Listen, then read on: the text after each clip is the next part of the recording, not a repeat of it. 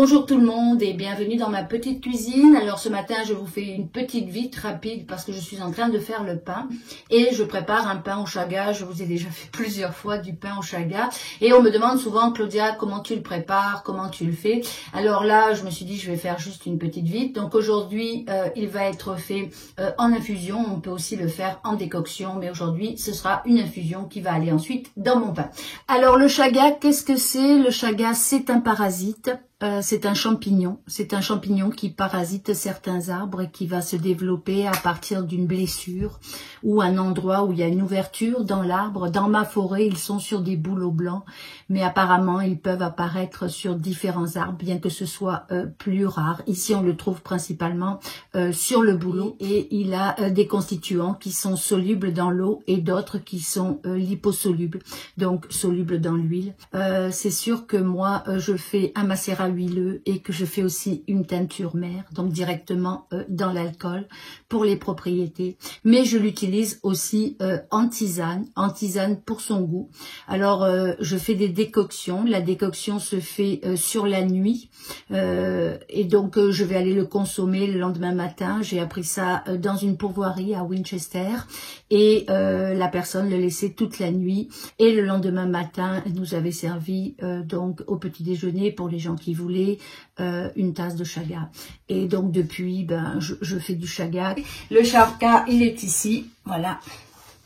Donc ici, il a été prélevé sur un arbre qui est mort. On ne prélève pas les chagas sur des arbres morts. L'arbre a été coupé lorsque mon champ a été fait. Donc j'ai récupéré le chaga, mais il est mort. Vous le voyez apparaître sur bon nombre de mes photos parce que je le trouve très beau. Donc ce qu'on va faire, c'est qu'on va récupérer une partie. On dit qu'on prend un tiers de la partie.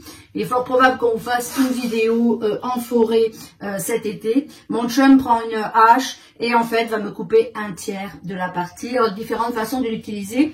On peut le découper en pépites quand il est frais et on peut aussi aller le découper comme moulu. Moi je le râpe directement quand il est frais, mais je garde aussi des pépites. Donc c'est deux choses différentes. Et alors ici, vous le voyez une fois que je l'ai moulu. Donc on va le voir ici, je vais en prendre dans la main. Donc je le moue avec une râpe. Et après, j'obtiens cette poudre. Alors, cette poudre, je peux aller la mettre, je peux la saupoudrer sur différents repas. Ça dépend si elle est plus ou moins fine. J'en ai qui sont en copeaux et j'en ai où elle est très très fine. Mais je fais aussi mon pain. Alors, si vous voulez en savoir plus sur le chaga, comme je le disais dernièrement, je vais essayer de vous présenter des livres à chaque vidéo parce que je suis un peu inquiète de ce que je vois directement quand je lis sur les Facebook. Donc, nous avons des gens au Québec qui travaillent pour nous, qui travaillent pour la forêt boréale. Alors, aujourd'hui, je vous présente Roger Larivière. J'ai 2 de ses livres qui sont super bien faits. Ici, il y a 4 ou 5 pages complètes sur le chaga, ses propriétés, comment l'utiliser, comment faire la décoction, quelle température. Alors, si vous voulez apprendre la forêt, choisissez des livres. La prochaine fois, je vous présenterai un autre auteur québécois. Ça vaut vraiment la peine, puis ça permet aussi de soutenir leur travail. Donc, aujourd'hui, qu'est-ce que je vais faire? Je vais faire mon infusion avant de faire mon pain. Donc, j'ai été prendre... Alors, moi, j'ai une carafe transparente. J'adore ça parce que je peux mettre des fleurs dedans. Je vais aller remplir ma carafe. Alors normalement, c'est une cuillère à café de chaga comme ceci pour à peu près une tasse. Alors moi, j'aime bien quand je fais le chaga, j'en fais pour la journée, que j'en fais pas une tasse.